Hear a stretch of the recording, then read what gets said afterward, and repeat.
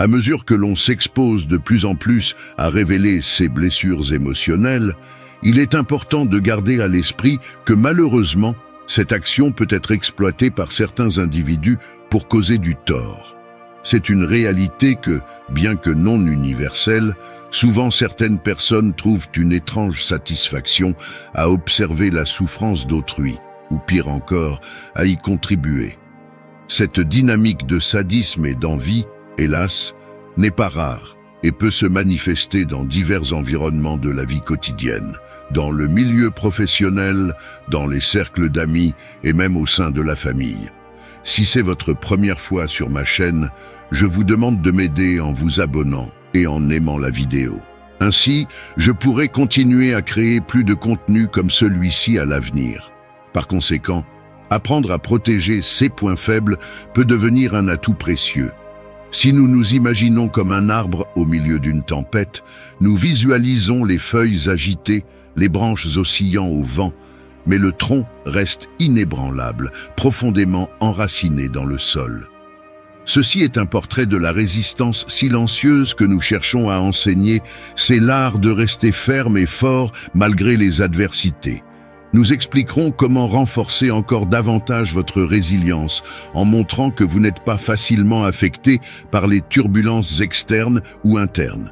Chaque défi devient une opportunité de grandir, assimilant la force de l'arbre qui, bien que se balançant, ne se laisse pas abattre par la tempête. Il ne s'agit pas de nier l'existence de la tempête, mais de choisir de ne pas être vulnérable à elle. Ce processus d'apprentissage vous permettra d'être l'architecte de votre destin, en maintenant une posture solide, robuste et tranquille, même en plein chaos. Dans cette vidéo, nous plongerons dans les 18 principes stoïciens d'Épicure, un philosophe éminent et renommé dont les idées ont perduré à travers le temps. De plus, je vous invite à vous aventurer dans le voyage de l'introspection, où vous découvrirez que la véritable force ne réside pas dans le tonnerre grondant, mais dans la sérénité de la lumière qui éclaire notre chemin. Par conséquent, je vous encourage à vous immerger dans ce contenu pendant les prochaines minutes, en écartant les distractions quotidiennes. Concentrons-nous ensemble sur ce processus d'apprentissage. Commençons. Principe numéro 1. Écoute 2 fois plus que tu ne parles. Cette prémisse philosophique nous invite à réfléchir sur une particularité humaine. Avoir 2 oreilles et une seule bouche. Dans les enseignements d'Épicure, cette distinction anatomique n'est pas une coïncidence, mais une sage indication que nous devons accorder plus d'importance à l'écoute qu'à la parole. Pourquoi ? Parce qu'en prêtant une attention pleine aux autres, nous ouvrons les portes à l'apprentissage et à la compréhension mutuelle. En écoutant activement, nous obtenons une perspective plus large du monde qui nous entoure. Épicure nous encourage non seulement à nous détacher de notre propre voix, mais aussi à valoriser et à apprendre des expériences, pensées et perspectives des autres. En résumé, la véritable croissance et le progrès dans la vie se réalisent en absorbant et en assimilant les connaissances partagées par ceux qui nous entourent. À partir de ce principe, il nous est demandé de réorienter notre attention, d'écouter avec empathie, ouverture et humilité, pour favoriser un dialogue enrichissant et une compréhension plus profonde du monde dans lequel nous vivons. Principe numéro 2. Prépare-toi à échouer, car c'est la seule manière de progresser. Dans notre quête de succès et de réalisation, nous avons tendance à éviter l'échec à tout prix. Cependant, selon Épicure, l'échec n'est pas un obstacle, mais une opportunité inestimable pour grandir et s'améliorer.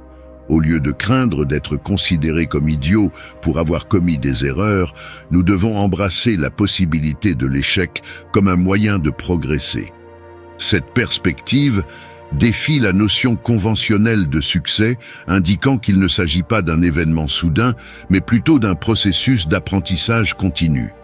Épicure nous encourage à voir l'erreur comme un catalyseur pour perfectionner nos compétences et nous rapprocher de l'excellence. À travers le processus d'essai et d'erreur, nous affinons nos compétences, surmontons les obstacles et nous rapprochons de plus en plus de nos objectifs, tant professionnels que personnels. Principe numéro 3. Attends-toi toujours au pire. L'anxiété, produit de l'anticipation constante de circonstances défavorables, peut nous plonger dans un état de stress continu et épuisant. Nous nous inquiétons pour l'avenir. Nos proches nous décevront-ils? Ferons-nous face à des problèmes financiers? Un autre revers inattendu nous surprendra-t-il? Épicure, avec son approche radicale et pratique, suggère un changement de perspective pour faire face à cette anxiété. Il nous défie de considérer que ce que nous craignons tant a déjà pu se produire. Cette mentalité, bien que déroutante au début, pousse notre esprit à développer des stratégies d'adaptation et de résilience. En supposant que le pire soit déjà passé, nous nous dotons d'une résistance psychologique pour faire face aux défis qui pourraient se présenter. Grâce à ce changement de perception, nous cultivons une résilience qui nous permet d'aborder l'avenir avec plus de calme et de confiance. Principe numéro 4. Sois conscient des dangers de la fortune. Le désir d'atteindre la richesse est souvent souhaité par beaucoup, mais peu reconnaissent les dangers inhérents à celle-ci. Il ne s'agit pas seulement des personnes qui s'approchent lorsque nous prospérons, prétendant une amitié qu'elles ne ressentent pas réellement. L'argent, une fois obtenu, a un pouvoir transformateur sur les gens, un pouvoir qui n'est pas toujours bénéfique. Souvent, en acquérant cette fortune convoitée, nous acquérons également quelque chose d'inattendu, la possibilité que nos valeurs morales soient menacées ou déformées. La possession de richesses peut influencer notre caractère, nous éloignant de la vie et des principes que nous considérions autrefois comme importants.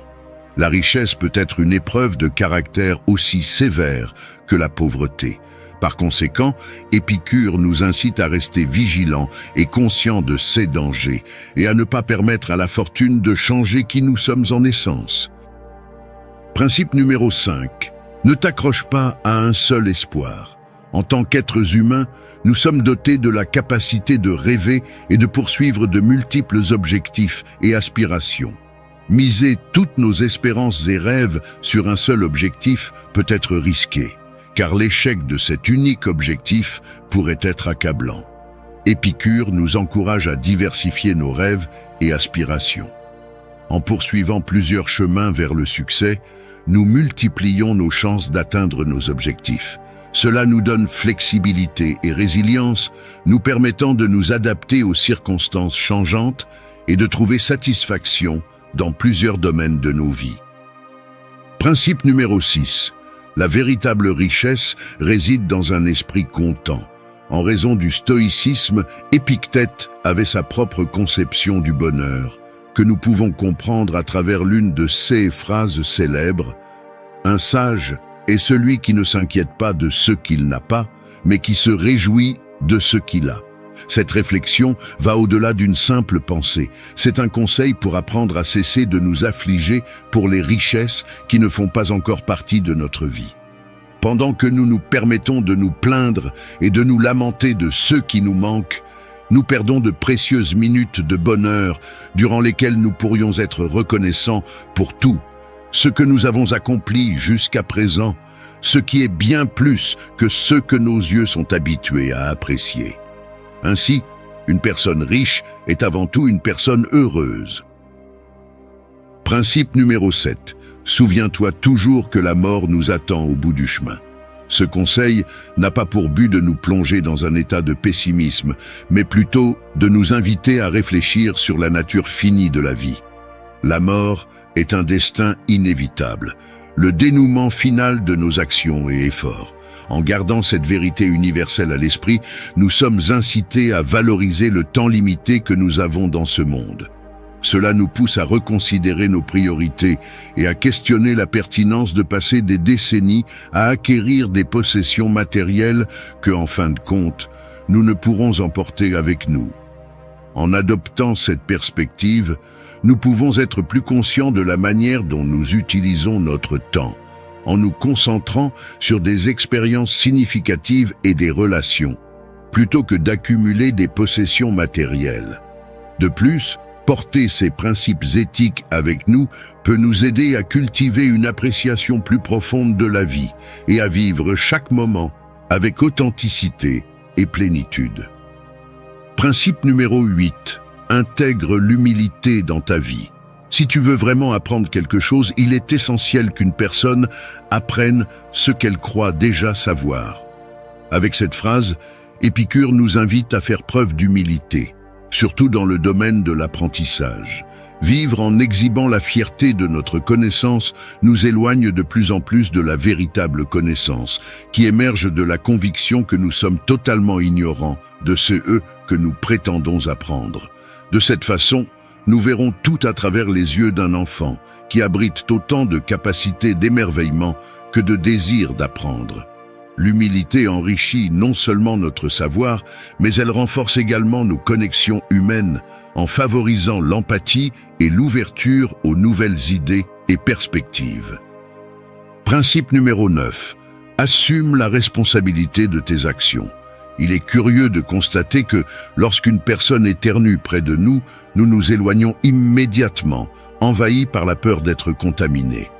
Mais nous ne sommes pas aussi prudents pour éviter l'un des contagions les plus mortelles auxquelles nous sommes exposés quotidiennement.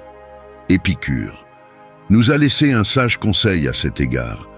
Entourons-nous de personnes qui nous motivent à donner le meilleur de nous-mêmes. Le comportement des gens influence grandement notre état mental. Il y a ceux qui drainent notre énergie et gâchent notre journée, tandis que d'autres nous remplissent de joie et de vigueur.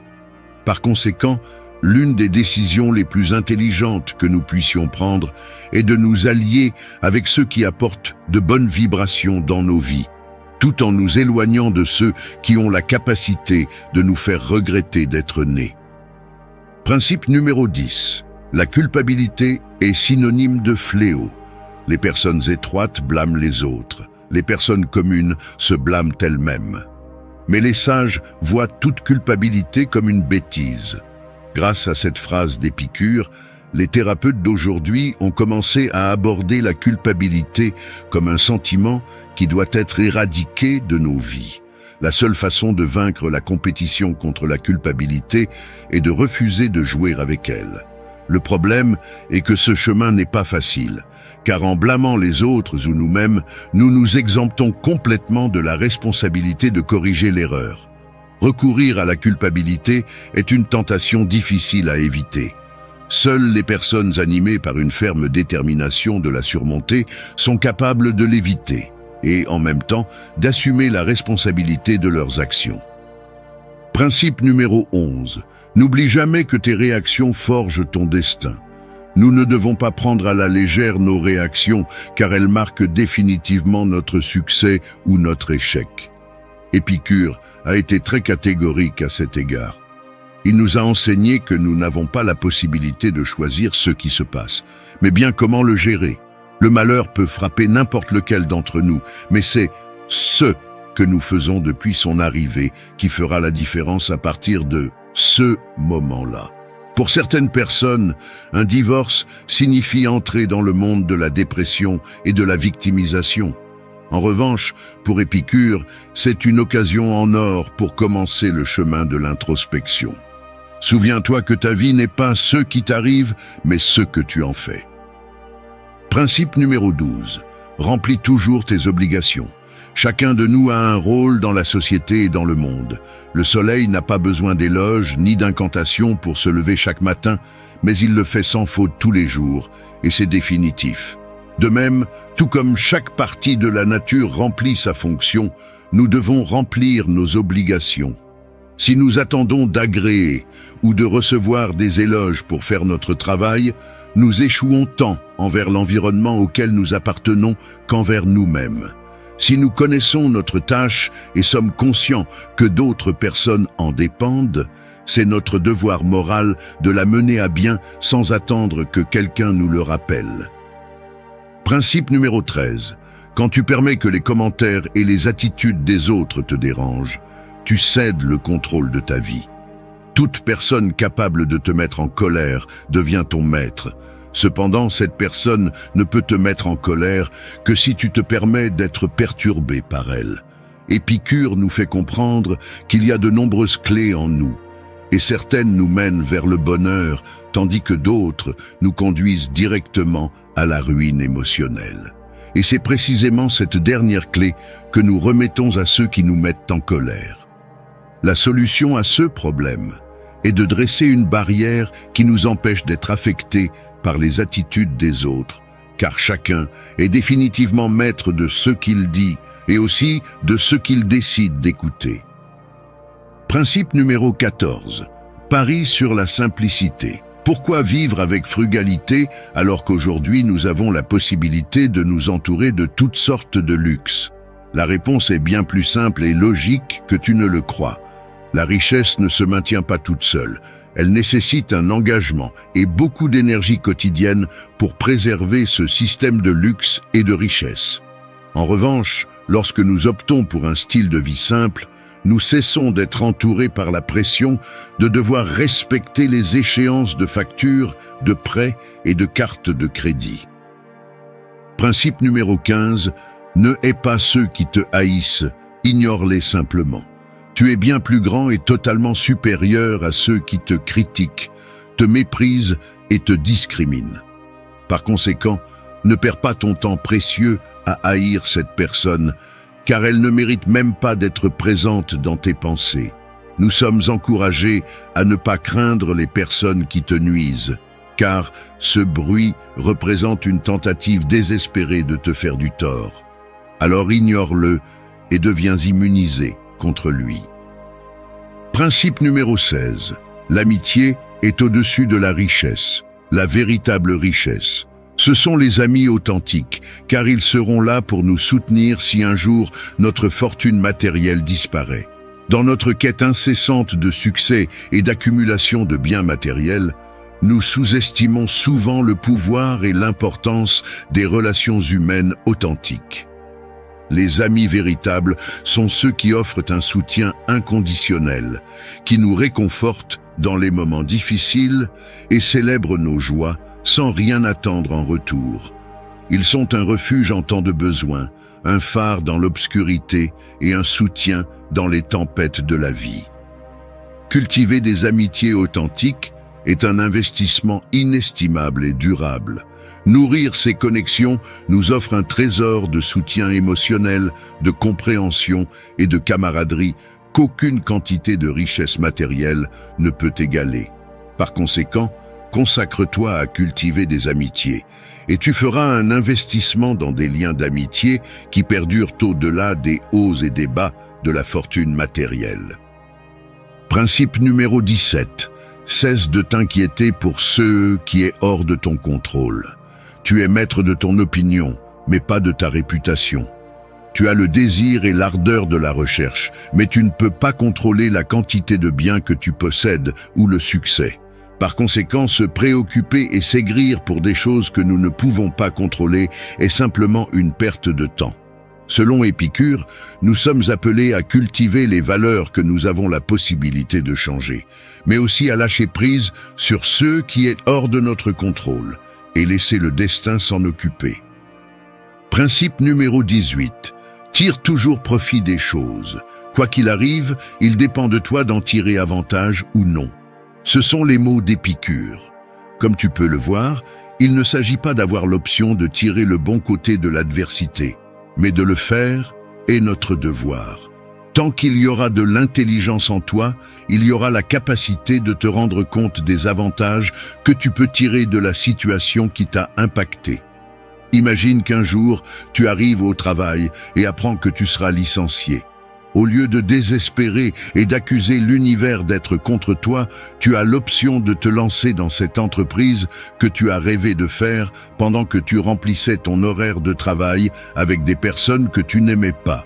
Par conséquent, essaie toujours de chercher le côté positif dans une situation, car ce mouvement, ajouté tout au long de ta vie, te mènera sans aucun doute plus loin que de simplement te lamenter.